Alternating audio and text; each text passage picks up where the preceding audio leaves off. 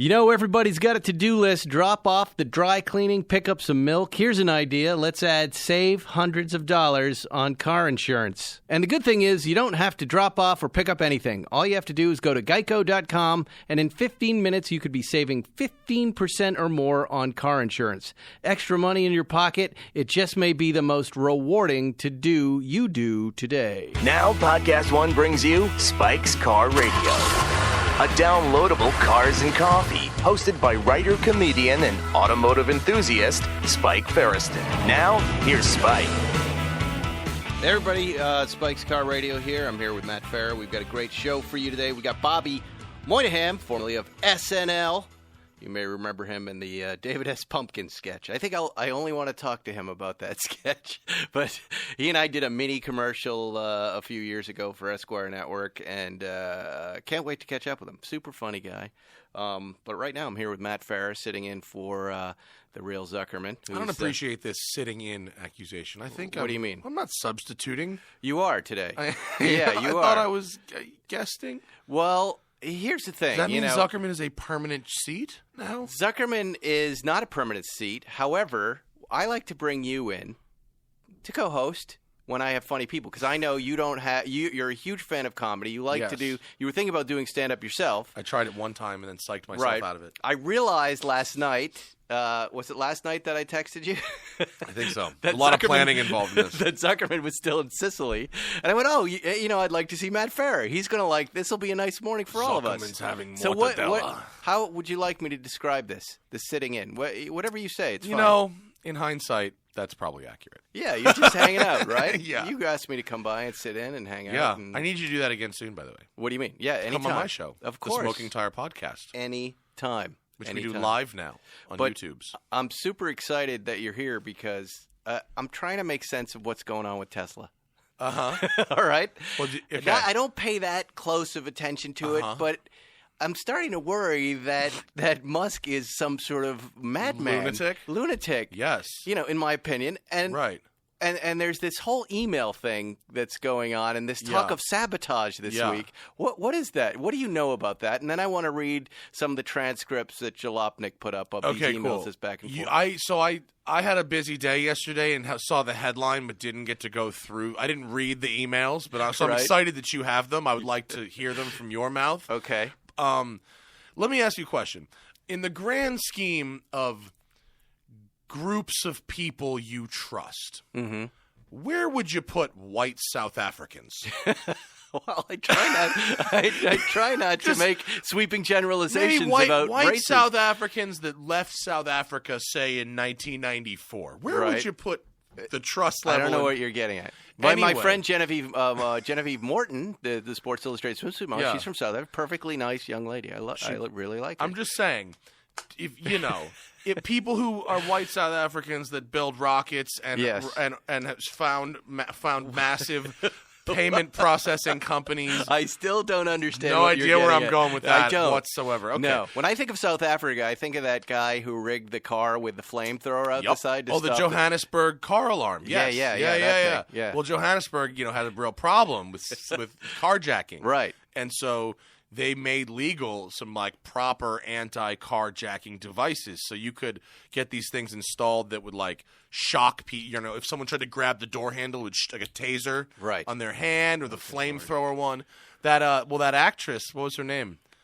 This past week, this actress, she's married to a director. Mary McCormick. Oh, Mary McCormick. I know Mary McCormick. Yeah, and her husband is a director, right? Yes. Did you see the video? Yes, I did. Of his car doing the Johannesburg car alarm.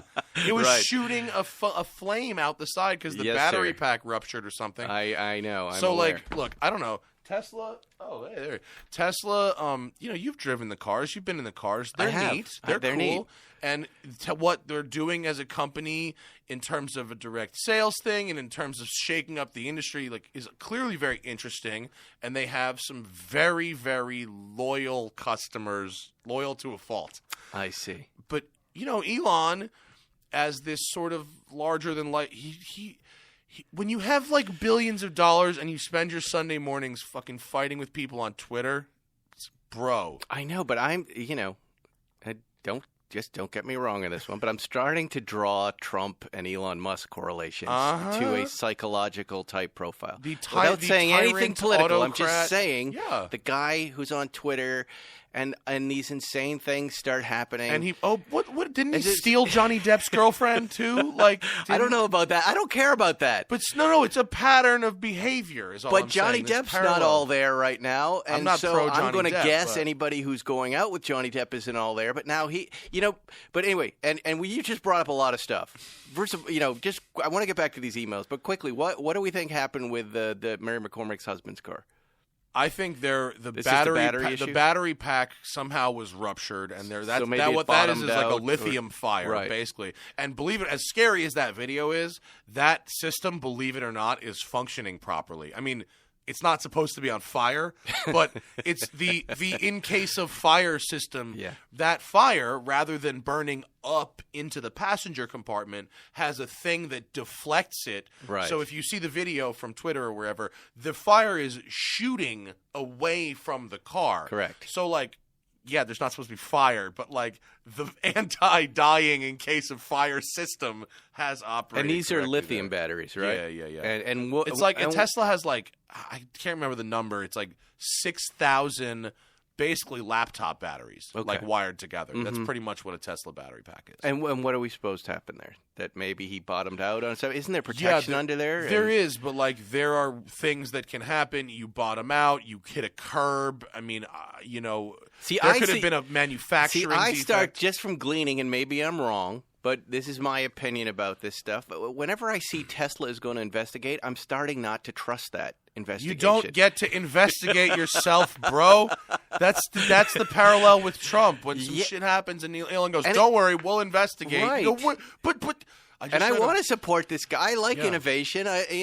Dude, the problem is the least trustworthy person in the world is a titan of industry because they're so focused on this business that they will throw individuals. I just finished the book. And I'm also starting to get annoyed, when I see the boring flamethrower company. I go, what Dude, is a guy that? who's trying to save the environment is selling flamethrowers in California. It's tone deaf. That was a tone deaf, and there are all these yuppies with flamethrowers. And I'm like, is this really what American innovation looks like? Is that what we need to be doing right now? The flamethrower is a creme brulee torch wired into a super soaker and painted. That's what it is. I spend, when I'm not coming up with shows with John, my partner out at Santa Monica Airport, we design other Elon Musk inventions. And we invented a new way for people to get from Los Angeles to San Francisco called Fling.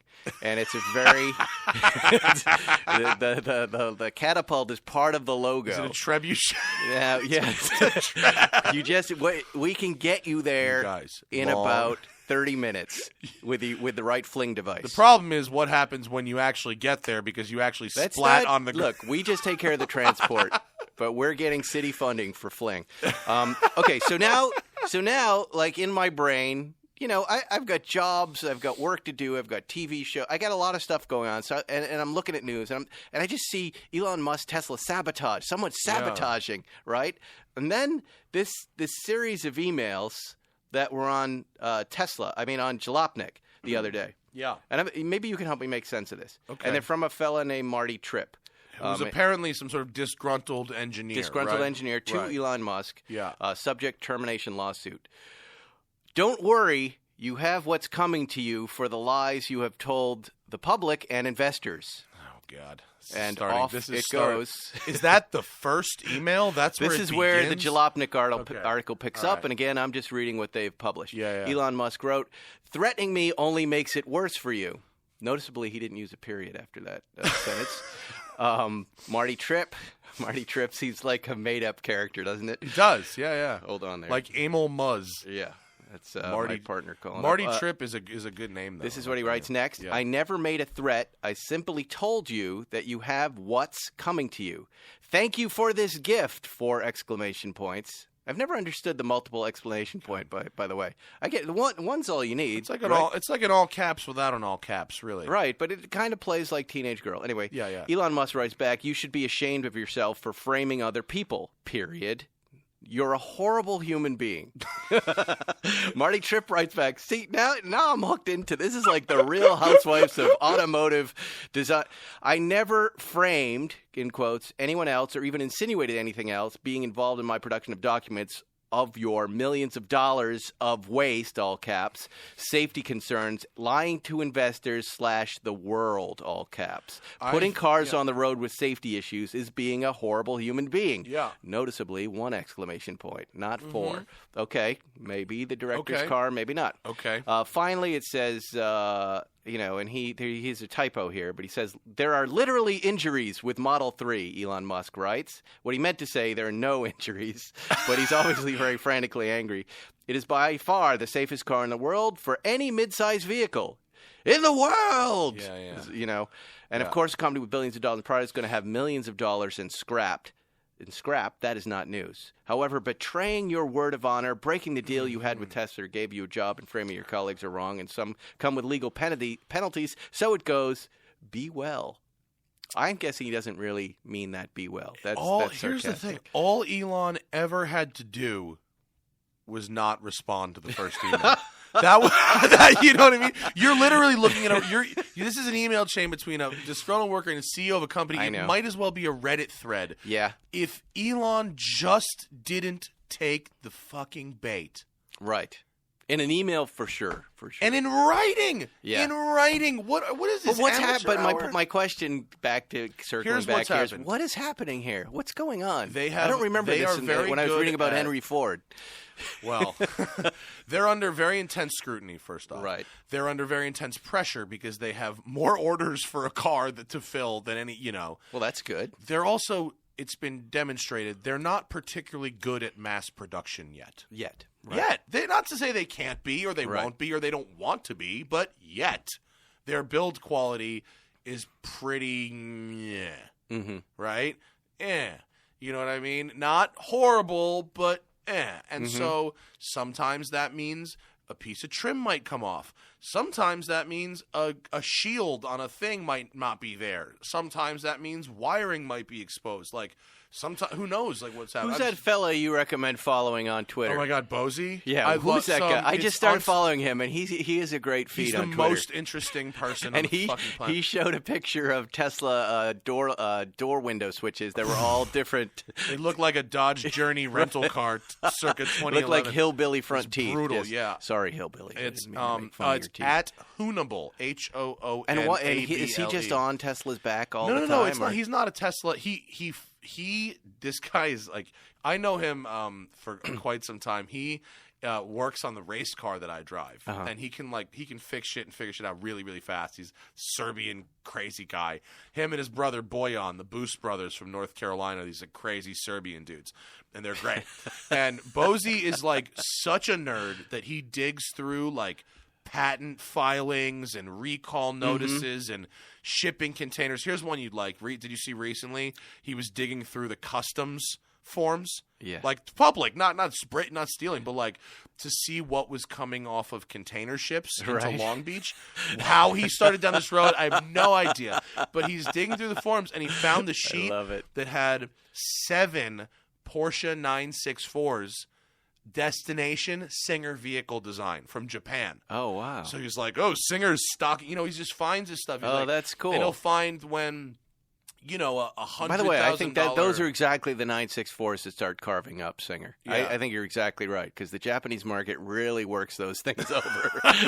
They paint them 7 times. They redo the weird things in chrome. There are all sorts of weird electronics inside. You can carve those up and make those nice. I'm cool with that. But no, he just finds patent filings and all just kinds of weird stuff and shares it, and it's typically the most interesting thing I read on Twitter every day. Well, unrelated to Donald Trump. Just getting back to Elon Musk and Tesla, I support innovation. I support all of it, but this is starting to weird me out. As you probably know, I didn't. Erica, I finally got her out of a Prius, thank God. Yeah. And I got her into a German car, BMW 530 iPerformance. How does plug-in. she like it? She loves it. I love it even more. Safe for the family, the kids, and a little bit. I have it today. She's away, and I'm driving it today. Drove here in all electric power in a German car with beautiful wireless CarPlay interface. I think the Porsche, I love it. It's great. The Porsche is going to be the one. That's going to be the one. Well, yeah, the Panamera is even better. This thing does the Taycan or whatever it's called. Let's just call it the Mission E burrito. Yeah, I'm going to keep that old name. It's going to be awesome. This gets. This morning I got in without putting the air conditioner on. It said I'll have 18 miles, and I drove here in all electric. The second I turned it on when the sun came out, it went down 3 miles.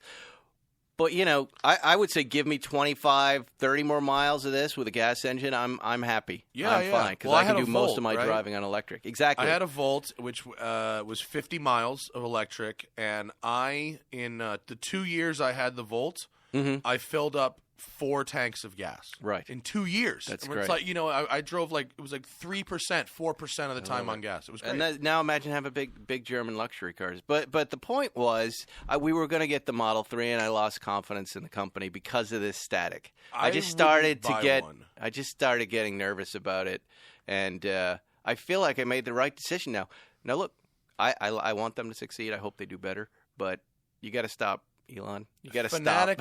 Fanatical corporate leaders like that are like I just finished a book called the Yeah, but you Radium can't throw out to the world sabotage. There's somebody sabotaged. Yeah. These are all poor word choices. Well, they're inflammatory intentionally. Intentionally. Yeah, but if Elon can control the narrative, which this is what Trump does, if he can control the narrative by starting the conversation at sabotage, this puts poor Marty Tripp on his heels from day one. Yeah, but Even if what's Marty the goal? Tripp is Selling 100% cars right. or flooring Marty Tripp? Bro, he doesn't want to sell cars.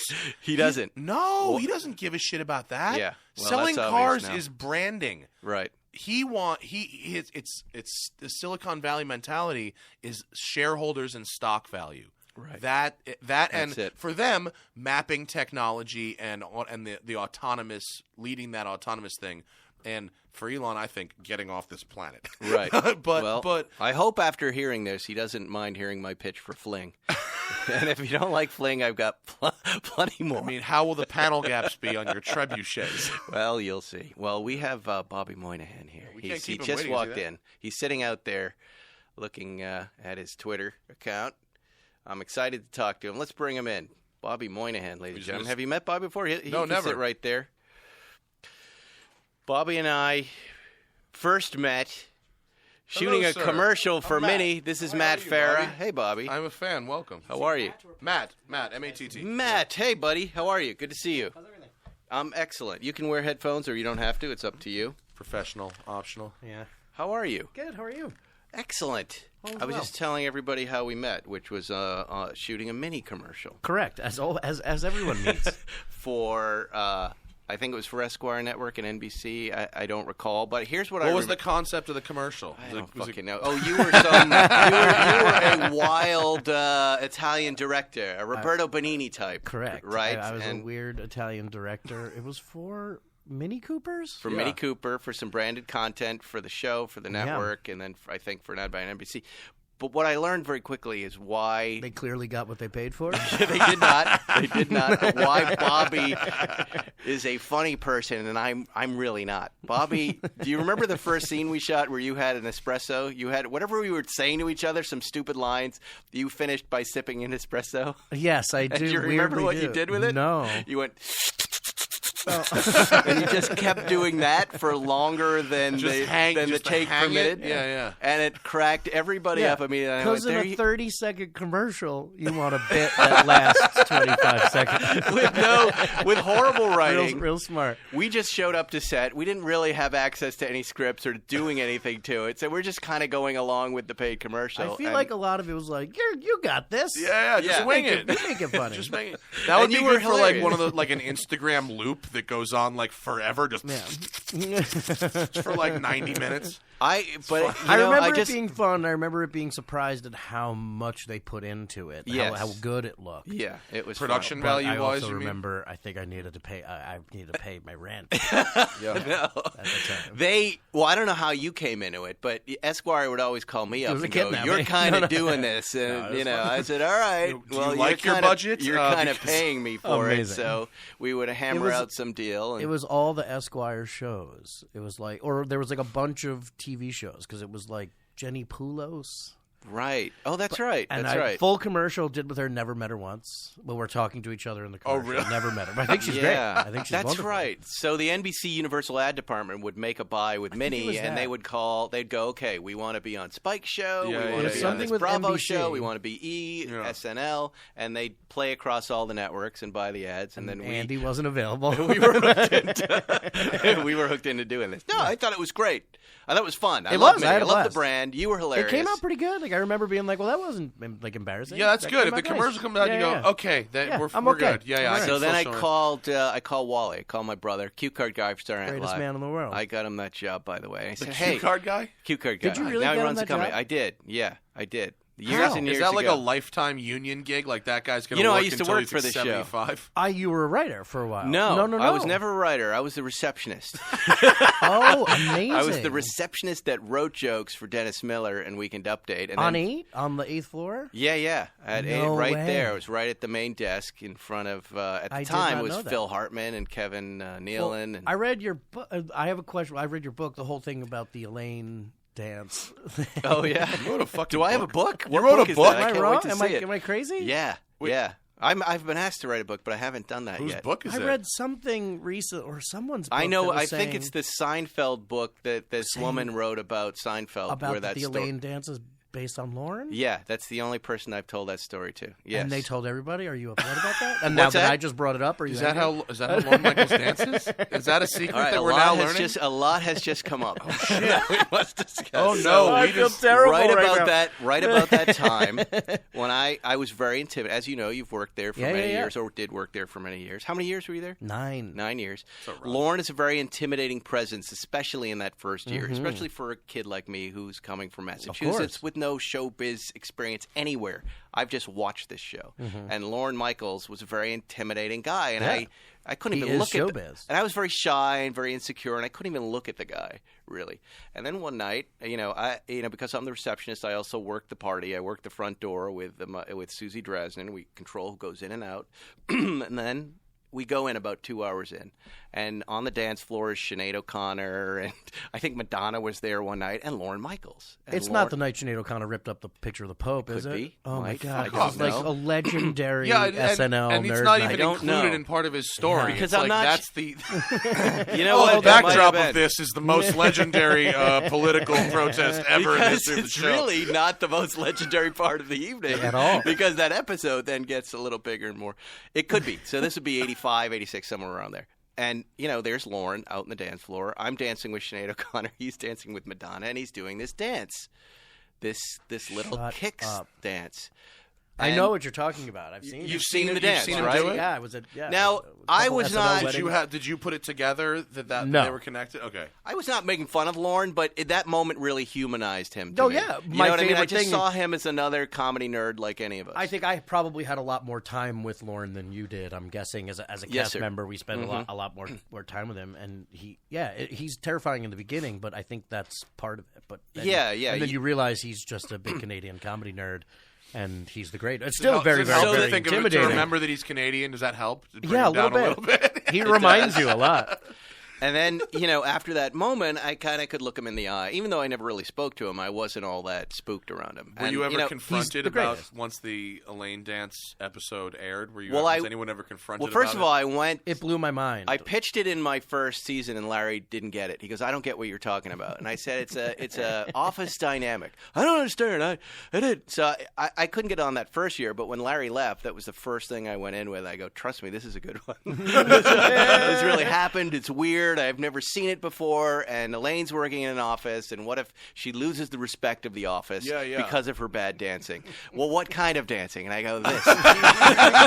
These little kicks that Lorne Michaels used to do. And then when Jerry heard it was about Lorne, he was charmed by the story and thought it was fun. And we did the story. And you know, there it is. God, but yeah, they did reach out. You know, you have to remember back then, Seinfeld, you know, we had helicopters flying over the sets trying to learn what stories we were doing, and the Soup Nazi had exploded the year before, and Lorne didn't want the heat on him, and he reached out through Robert Smigel and said, can you please not say this was based on me? Because the previous year I had said, oh yeah, that's based on the soup seller in New York. Amazing.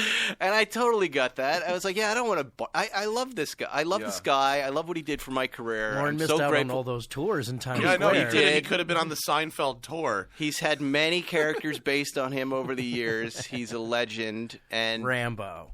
And I did not want to be the instrument of his anxiety. No one does. Because I just heard that recently and it blew my mind. But he gave me a shot. Who was I? I was a bartender in Boston, and he's I'm why here we're because talking of him. to each So other. Right yeah, exactly. So there you go. That's a good backstory, though. I'm gonna tell that to people who care. It's been many years now. Well, Seinfeld, when did it start? Almost 30 years ago? It's such a neat, awesome We just had the anniversary of the end. 10-year anniversary of the end. Seinfeld? Yeah. Wow. It ended in 98. Well, I thought they were celebrating 30 years next year. Somebody told me because there's all these plans in New York. But I heard 50. When this woman called, I said, all right, I'll tell the story. I mean, I think I've told enough people that it's out there yet, and now you are repeating it back to me. So, no, it's crazy. It was in a book. It was then in the New York Post, and it was there. And I just saw it recently, and it blew my mind. My wife is a diehard Seinfeld fan. And oh, wow. Just who isn't? Everybody. Yeah, Julia really took that dance to the next level. Julia Louis-Dreyfus, she, that's what was genius about that entire cast. You could give them that little germ of he kicked around and the rest of it, and she just, goes like this, and I went, wow. All right, I don't know what's going to happen once when you do this. That dance is the kind of thing that would get you ostracized from an office. It really sold it when she did it. I mean, it's a fucking. Well, you look at her and go, whoa, what is right? Right. Anyway, Bobby Moynihan. That's me. How are you? Good, man. Doing well. I want to talk about everything. I'd love, since we're talking about SNL, I'd love to talk about your experience on the show. How do you find your way to SNL? Wow. I guess as a kid, I just watched it.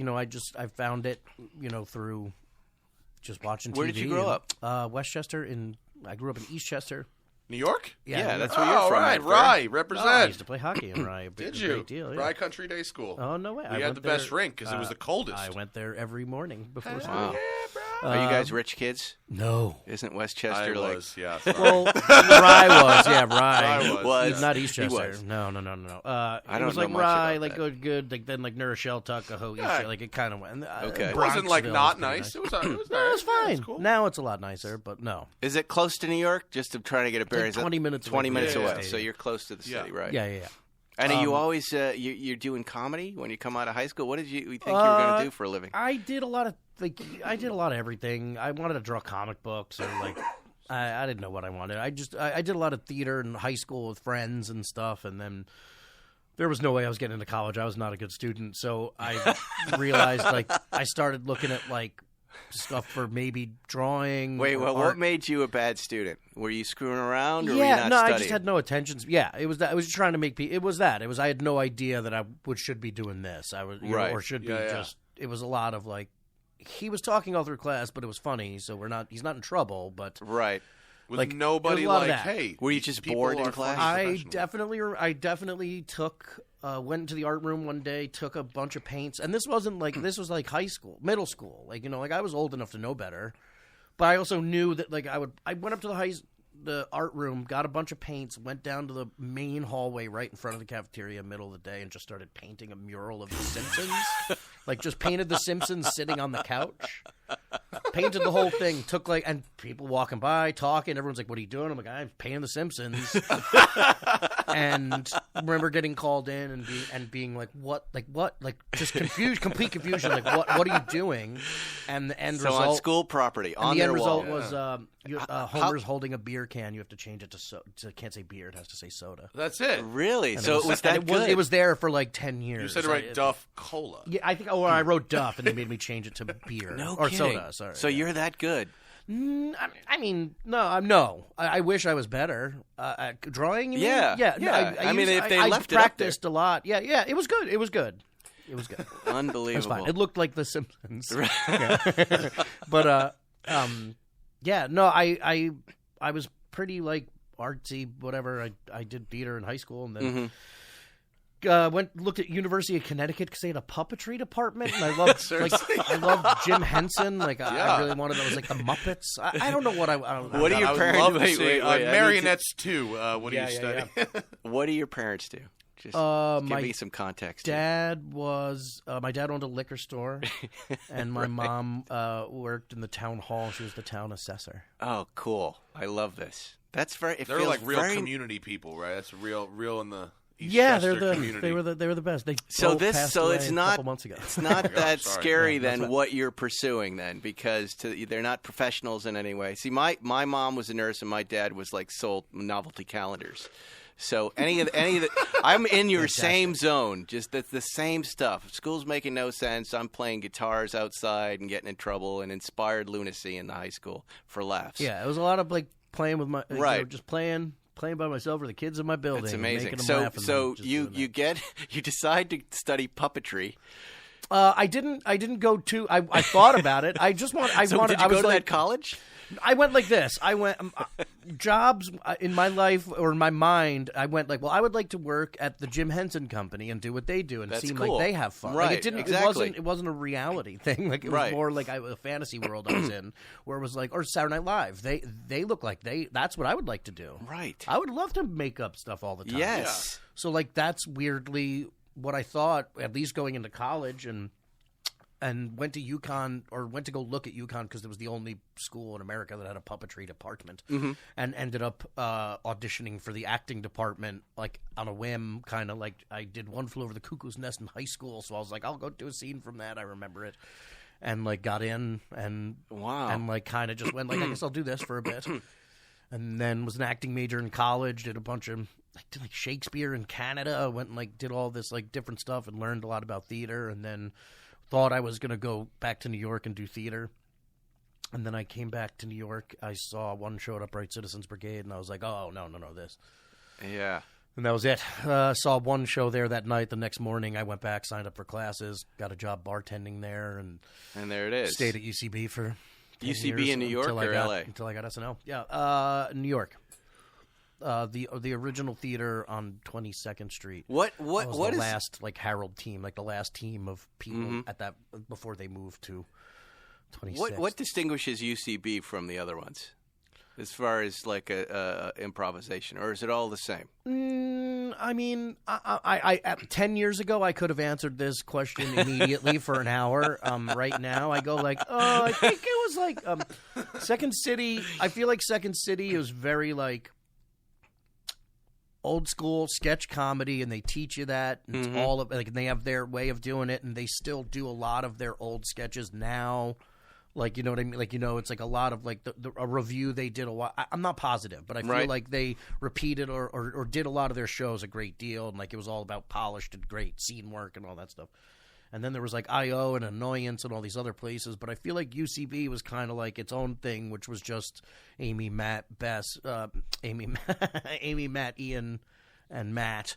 That's Amy Poehler. Amy Poehler, Matt Walsh, Matt Besser, Ian Roberts. Horatio Sands was involved originally too, and a bunch of guys. It was this other like Del Close thing, this Harold, like just like another kind of form of doing it. And when I first got there, it was like, you know, Paul Scheer, Rob Hubel, like, you know, like all these amazing greats that are working now, and Rob Corddry and everybody, and like that whole first class. And then my group was kind of like the second class after that, like Chris Gethard and Katie Dippold and a bunch of people, and Zach Woods, Ben Schwartz, all those guys. And then it was like 60 of us taking classes, and just like, you know what I mean? Like it was like there was a lot, but it wasn't what it is now. And like when I first started, there was no YouTube, you know, Right, all that right. stuff. So it was You're just just like doing it on stage. shows every night at 2:00 in the morning. Of those 60, were there just like 10 people who should not have been there? Were there? No, Instantly, no, did you just look and go, no, oh, that's boy, the crazy thing. go When back when I home." look back at like that, like I'm not one of the original members by far, Right. But like I came in at the tail end of like what I feel like is the beginning of the real where it really started, where they moved to that theater and they started doing classes and made it a school, and the touring company started and all that stuff. Where it just went from like a place above a strip club to a nicer place underneath a grocery store. But it was something very different. But all of those people are working now. I mean, everybody. It's like Donald Glover, Aubrey Plaza, Ellie Kemper. You know what I mean? Wow. They're all like these like stars. Yeah, you know what I mean? Like everybody. And you're You know working what with I mean? Ellie Like, Kemper right now, aren't you? yeah, on Kimmy Schmidt. We just finished, yeah. Mm-hmm.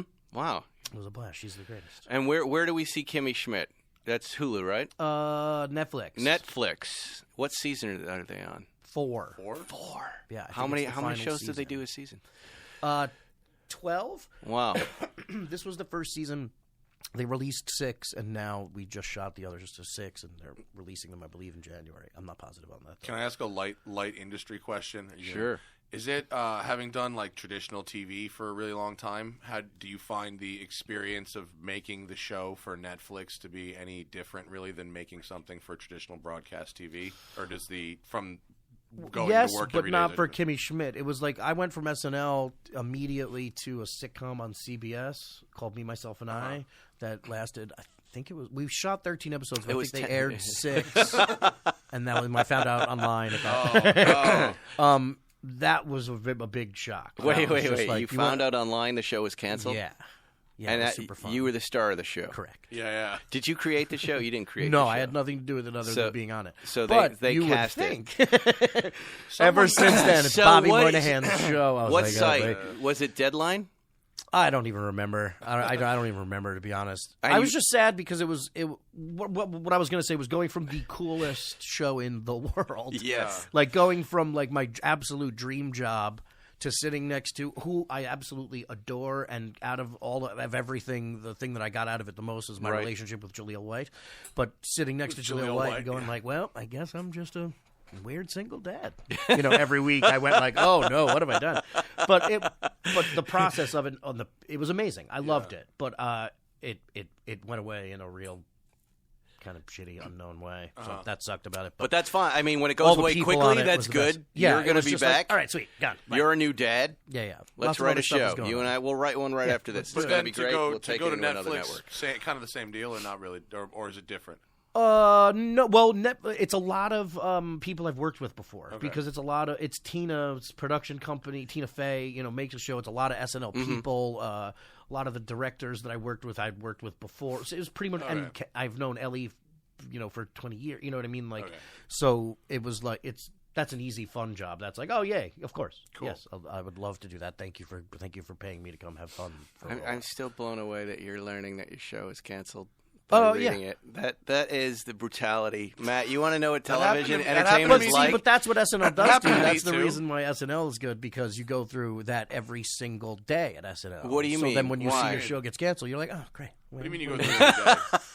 Well, in see the beginning, you see SNL, sketches, you're right? you're auditioning for a show you're already on every single week. And Oh, I with did it right. for, present I did it your for sketches 9 and- years, and Right. and by the end of it, you're dead inside. As far as that goes, like it's like in the beginning, like it's like your sketch is cut, and you're like, thank you. Right. And then you right. run upstairs and you cry in your dressing room, and you Yep. don't want anyone to see because Yep. you don't want that to be seen. You don't want to be known as that, and it sucks. And every week, or this line is cut, or it made it in. Thank God it made it in. This is the best week of my life. I'm with this cool celebrity, and it's going to be on television everywhere. It's cut. We lost time. What? Someone's joke went 10 seconds too long, so mine's gone. Yep. And you just learn it's not as precious. So like. I went through That that. was I went through that. Yeah, it was that happened when that got canceled. I went like, oh, okay, like real jobs, not SNL. So now, I I'm used not on Dream Job anymore. Like Right, now I I'm get it. working again. So now, I like, used what to are you gonna make do? extra money doing under fives and being in Wayne's Worlds and things on the show. You Even were when in I Wayne's went to World? Yeah. Shut I've up. been in a bunch of sketches. Just like Only as one of back- them like is I background, did. or I like- did a sketch with David Spade, but for some reason they're not in the app. Only one or two of them are in the app. But in the beginning, Music rights, a lot in of the it is 'cause of beginning, music okay, rights. here's Massachusetts Wally Ferriston's brother, Spike, right? And I've never been on TV before, so what do? I call everybody.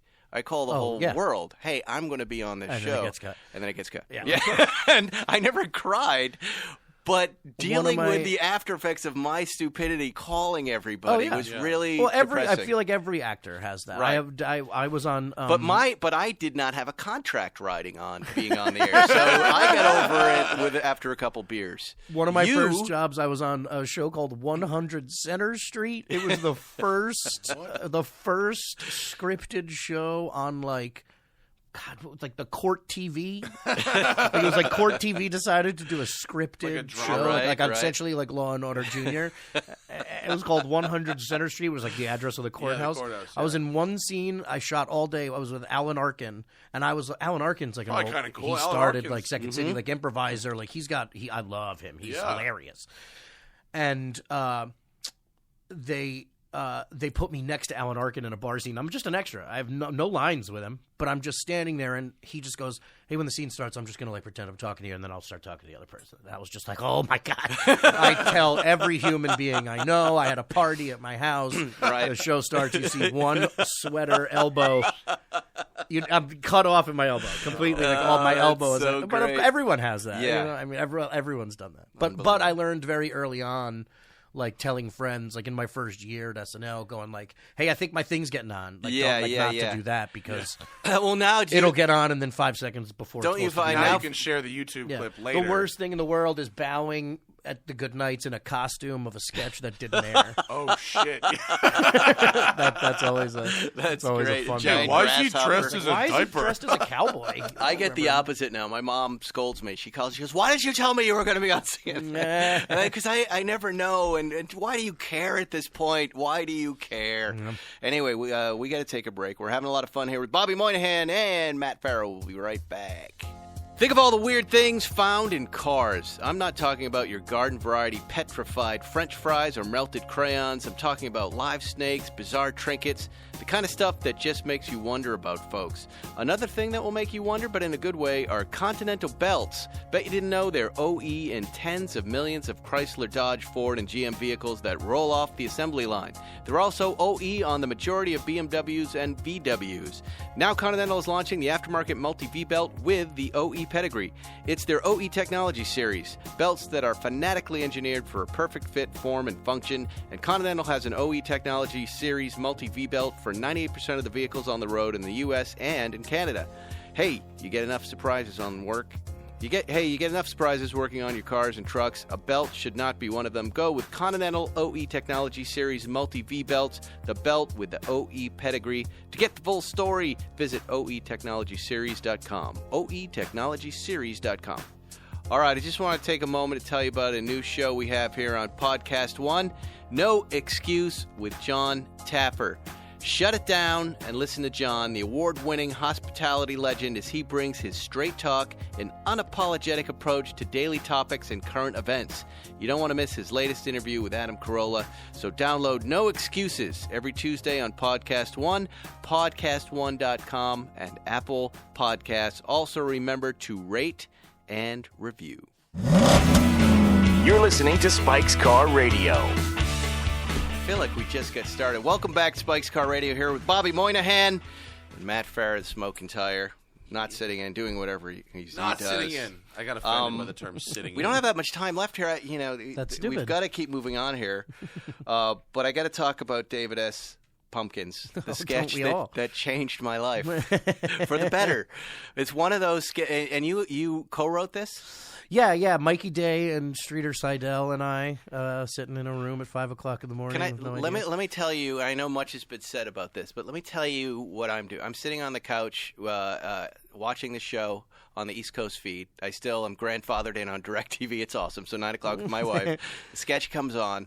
I am on the floor laughing and mostly enjoying that my wife is looking, going, I don't understand this. I don't get it. And that's the whole point. And that's the whole and that so and I happy. realized, I remembered, that's where I started as a comedy writer. I loved that stuff. And when I saw it too, I went, "Oh, I wish I had written that." Oh, that the makes me highest very compliment to another writer. Wow, thank you. So Just give us, where does it come from? Where did this start? How did this happen? Mikey Day, I think me and Mikey Day started talking about just like, it was Halloween. We had Tom Hanks. We were just talking about like, if we get a Halloween sketch on, it'll be on every year in those Halloween specials. Like, you want to, you just want to, you want to last on SNL. So you look for ways to try and do that. And Flag Day sketch. We had Perfect. There won't be a Flag Day, Arbor Day schedule. They had a if special they do for 20 it. more years. We just started talking about Halloween stuff, and there's that video. God, there's this video. It's this little guy. He's dancing around to some song. A bunch of people sitting on a bed, and they keep pressing the radio, and he keeps dancing. Whenever they press the radio, he stops. And then they play, and when the music starts, we were just watching some weird YouTube video. Right. And we were just laughing at that and kind of doing that for each other. And we're like, what if we just do that? Like, figure out something. And we were like, what if so we it were started like, with it was the like dance. a haunted house. Like, we were like, what if we were just these skeletons, but instead of scaring people, we just popped out and did this weird dance. So that's it. So it starts with the dancers, not with the character for Hanks. I don't. Yeah. It was like we were talking. Well, it was like because that's the part I thought you added on. I've told this story a million times, and like it gets convoluted. But like somehow we got on the topic. It sounds like we should do a documentary about it. It's all really different deep. Perspectives. It's one of those sketches where you go like, I wish that there was a reason for this, but it was more just the amalgamation of a lot of dumb things, like talking about how there's no Santa Claus for Halloween. Right. So what if we made a Santa Claus for Halloween? And Mikey just going, what if his name was just David Pumpkins? And then I was like, what if it was David S. Pumpkins? And just adding nonsense. Right. And it was at one point it was a whole haunted house, and there was paintings of these people, and they would move, and we would start dancing, but then we were just like, it's too many sets, and right. And it was 100 and floors you have Tom of horror, Hanks, right? so then we were like, what if it was just like in an elevator? We just thought that would be stupid if it was a ride at an amusement park, and the whole joke is like, it's an elevator. What's so scary about this guy? But then he actually scares you at the end, and he is terrifying. But also the idea that we don't have enough scary things to fill 100 floors. And so he was. Wait, it's 100 floors 73 of them. 73 of the floors. Oh, were there's just so many David funny Pumpkins. things about There's that. just so it was pretty much us going, well, this is nonsense, but how do we justify this nonsense and wholeheartedly go like, we are 100% behind David Pumpkins, so you should be too. And that's kind of what happened. Everyone's just really like, just a Tom Hanks hated it. level. He hated it. He hated it. No, he just didn't get it at first. Like Now he was gets very it. funnily like, he's the best, and he's really Yeah. good at that show. He's done it more than some cast members. You know what I mean? Right. Like he's amazing. And Well, it's hard. he could see. He was like, I think in his mind, he was like, this is either the worst thing in the world, or we accidentally do something great here. And in between dress and air, he was still iffy about it. So that's, by the way, drawing parallel to Little Kicks. That's what we were thinking when we were doing that dance. We were like, this is either going to ruin Julia Louis-Dreyfus' career, or it's going to be great. It's going to be something. What? So the eye poppy when you're dancing, is that a reference to the video? No. It was literally a last minute change that we were like, well, we can't, because in the first one it was baby sounds.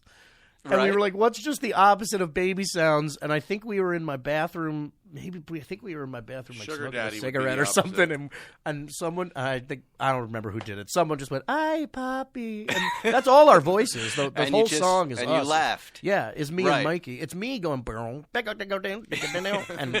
So that's you talking into some sort of. yeah, I went up to I'm blanking on his name because all I could think of is your brother's name, Wally. God, I'm blanking on his name. The saxophone player he's been on it for 100 years. Not G.E. Smith. I'm blanking on his name. He's not there anymore, is he? God, Lenny Pickett. Jesus Lenny Pickett. Christ. All right. Lenny Pickett and Leon Redbone. Yeah, Leon Redbone. Just took all of our weird sounds and made that song. way. Yeah, it's a ringtone on my phone. Oh, yeah, It's no, ridiculous. that is the best. Do you And- make money off that? No, that I mean, ringtone? like maybe 6 cents. We did an animated Halloween special that aired. Yeah. I would like a movie.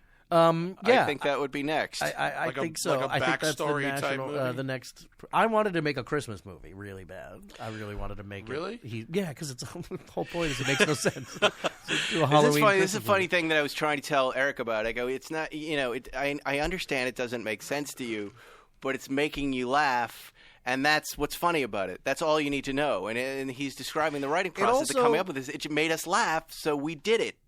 A lot of people, Sufficient. especially in half-hour comedy, don't know this rule. Lorne And does that's that why every you have once so in a many while. shitty sitcoms on the air because you go, okay, and I've heard this. I've had executives say to me, "That's funny, but I don't understand why you would do that." And Lorne does because that- it's funny. Yeah, he does that every once in a while where he knows this show so well. He Right. knows it so well, and he Right. knows what's going to hit and what has a chance. And I think on that one he was like, they seem so excited about it. Maybe you know what I Right. mean? Like I think he just went like, there's such a weird buzz around this. Let's just try it and see what happens. And You know, one of the It was times nice that it worked. I went back with Jerry and did write for the show or wrote for Jerry. I was taken by that Lorne notes all the sketches, but not all the writers take those notes. yeah. It's kind of was optional, which I love. Yeah, it's like, go ahead and if do it you if fight want your to. battle, or if you go, I've had things where I went up to him, Right. and he's just like, "This is cut," and I've gone up to him, and I'm like, "I think I should do that." And he was like, "Okay." Right. Like, he wants you to do that. Were there And- sketches that you never get on that you really thought Oh, should of have got course, on? yeah, hundreds. Yeah. Well, not that I thought should have gotten on, but I wish I had gotten on. Like what? I started my last. I think it was like my last episode. I wrote a RuPaul's Drag Race Junior sketch. That's funny. I like that. Right. Yeah, Them being really, really the same cattiness and mean as the judges, but to just little children. That's very funny. And who were you going to play in that? Ross Matthews.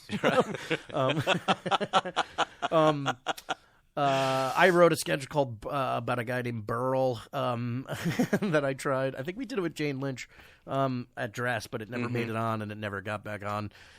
It was a surprise party for this guy named Burl, who he had just lost 19 pounds, so he was he finally got to his goal weight of 600 pounds. And I was they built this just mound, and it was like a chair. I was a 600-pound man in a behind chair. the mound The and only put thing I said, they would be like, "Are you so happy, Burl? You did it!" And I would go, "Yeah."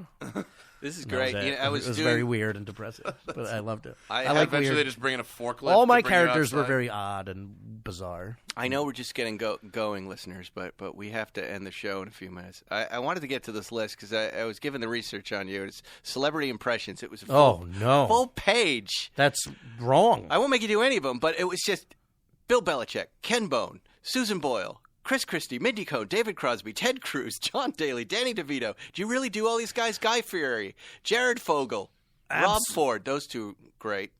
Barney Frank, James Gandolfini, Jonah Hill, Mike Huckabee. I'm skipping down. Yeah, George I think Lucas. I did like 65 impressions or some weird number on SNL. They're You're George all Lu- 90% costume. I could have. Then the George Lucas. George was Lucas is incredible. my favorite, and the only one I thought like I go like that one. I thought like I did an okay job And just you're- because I was that I love. It was incredible. Snooki, I just got lucky and I'm loud and Italian. Snooki's Guy right. Fieri, same thing. But like any one of those other ones are literally like, hey, Bobby's got to do an impression, and they were like, make him Susan Boyle. Like that's pretty much Rosie what all O'Donnell. of it was. Roseanne, definitely. Steven Seagal. I love her. She's the greatest. I'm mad I She's did that great. one.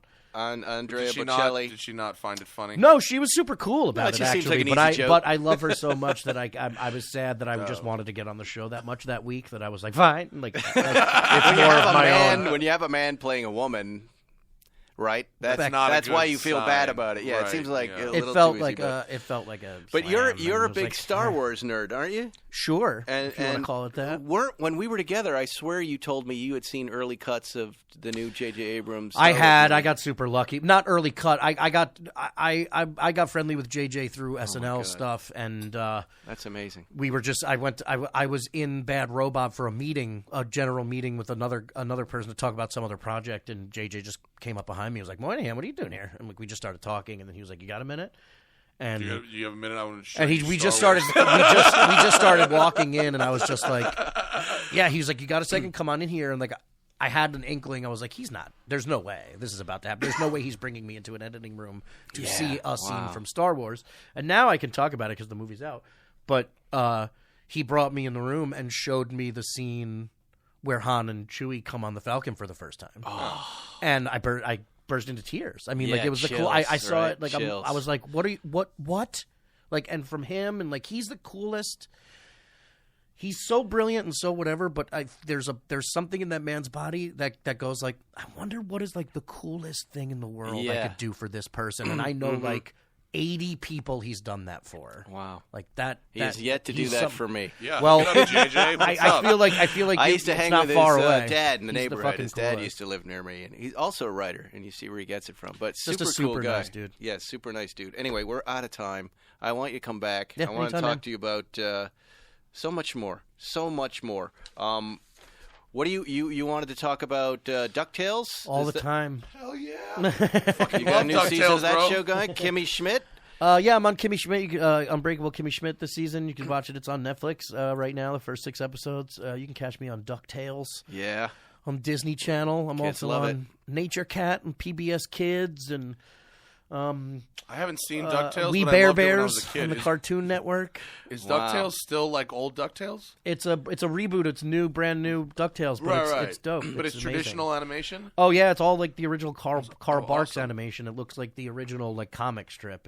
That's they did awesome. an amazing. I gotta job check on that it. out. It really I was is a great. huge fan of DuckTales when I was a kid. Check And out Maddie Summer- Farah, Yeah. Thanks, you're Spike. doing all sorts of watch podcasts, car podcasts. The Smoking Tire Podcast, Watch and Listen Podcast, and if you happen to have a collector car in LA, hit me up at matt@thesmokingtire.com because I'm building a 150-car storage facility by the beach. There you go. And don't forget to buy tickets for my shows at the Pebble Beach Concours. I've got Jerry Seinfeld the first day, Friday, 8:24, 8:25. Forgive me, I don't have my dates right. And Michael Strahan the next night. All the proceeds go to charity. That's PebbleBeachConcoursForums.com. Catch up with me on Instagram at Spike First. We'll see you next week on Spike's Car Radio. Real quick, before you go, here are some useful car tips you might not be aware of. A coffee filter with a little bit of olive oil can clean your interior. Removing excess weight from your car will improve gas mileage, and you can place your key fob to your chin to increase its range. Weird, right? Well, here's another tip you also might not know about. TrueCar also helps people get used cars, not just new. That's right, TrueCar isn't just for buying new cars. With a certified dealer network and nationwide inventory of nearly 1 million used cars, you'll enjoy real pricing on actual inventory and a simpler buying experience whether you buy new or used. And with TrueCar, users can see what others paid, so they know if they're getting a good deal before buying. They're also more likely to enjoy a faster buying experience by connecting with TrueCar certified dealers. When you're ready to buy a new or used car, check out TrueCar and enjoy a more confident car buying experience. And as always, some features not available in all states. Thanks for listening to Spike's Car Radio. Download new episodes every Wednesday on the Podcast One app or subscribe now at Apple Podcasts or PodcastOne.com. O'Reilly. You need parts? O'Reilly Auto Parts has parts. Need them fast? We've got fast. No matter what you need, we have thousands of professional parts people doing their part to make sure you have it. Product availability. Just one part that makes O'Reilly stand apart. The professional parts people. O'Reilly Auto Parts. Hey guys, time to get in on the action for the biggest moments in basketball with Prize Picks, America's #1 fantasy sports app. Just select 2 or more players, pick more or less on their projections, place your entry, and win up to 100 times your money. Right now, Prize Picks will match your first deposit of up to $100. Just download the Prize Picks app and use the code GET100. That's code GET100 on Prize Picks for a first deposit match of up to $100. Prize Picks. Pick more. Pick less. It's that easy.